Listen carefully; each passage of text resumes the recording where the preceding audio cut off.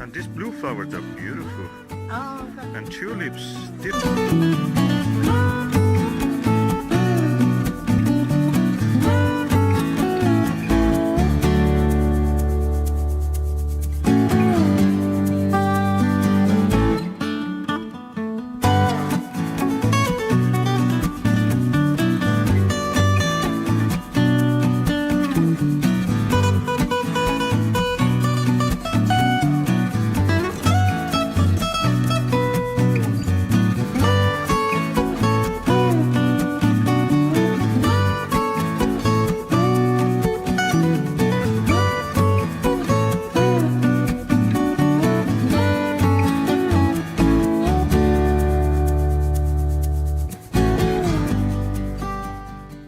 I see what you're doing, Susan.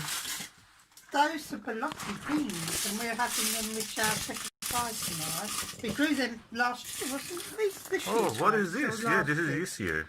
Yeah, well, last year, yeah. We're keeping Last some, season. Yeah, we're keeping some of our beans for growing. So, but there was just too many Borlottis to grow again. Yeah. So we're going to have them in shepherd's pie tomorrow. So, why you're putting them in the water, To soak them. and what it does? Well, it rehydrates them. Oh. They're dry.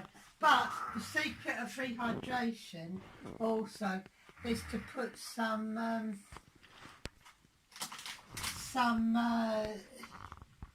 soda in there. Oh, baking soda. Yeah, and I can't find it in the cupboard. Oh, God, I've got to get the lid off. Well, he found it in the cupboards because it was on the top shelf and I'm only little.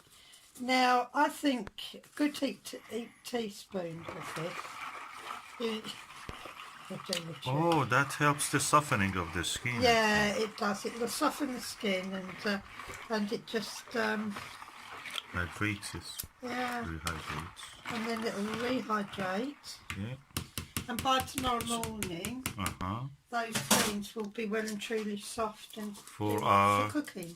Sunday lunch. Yes, shepherd's pie, Shepherd's pie. Beautiful. vegetarian shepherd's pie. Oh, lovely. Because I have an allergy for red meat. So, This is the lovely shepherd's pie that we have made from our own allotment produce and using our own beans and other vegetables. You can see the beans here. They are very good, very satisfying and filling. This shepherd's pie we made from our Borlotti beans, and I just wanted to show you that how enriching is this food with the Borlotti beans that we have grown ourselves. When you use any other bean, they don't look, or kidney bean you buy from the shop or something, they don't look nice. They're just kind of disgusting almost.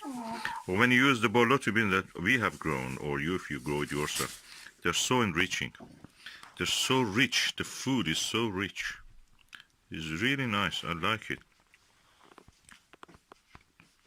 So what you say, Susan, about this? that's called the shepherd's pie, and it's made in the traditional way. And what you use, what you think that made it so rich in flavors? Well, I just use fresh vegetables, root vegetables and onions. And you should use lamb if it's... What about this bean? I'm talking about the bean. The beans were our own beans. Do you think it has a role? Because we used in the past the same ingredients without the bean actually. We used the kidney bean from the shop. Well, you can use kidney beans from the shop. But this one is really rich. They are the beans that people... Yeah, they are... I've got what their name. They're small. I know they're... Borlotti beans. They're Borlotti beans, but they're very small this year because of the drought. But they're so tender. We dried them. We dry all our beans, any beans we have, including runner beans. We will dry them and then we rehydrate them with... Before cooking. Before cooking, with water and Baking soda. and baking soda, bicarbonate of soda that is, and we will leave them all night just to soak, and then in the morning they're ready for boiling, which takes about an hour to boil them. It may sound a lot of fiddling, but actually the beans are beautiful. Oh, thank you. That's really nice. I think this is one of the best shepherd's pie I've ever eaten, because Usually they're not very rich. It just makes you feel not completely full.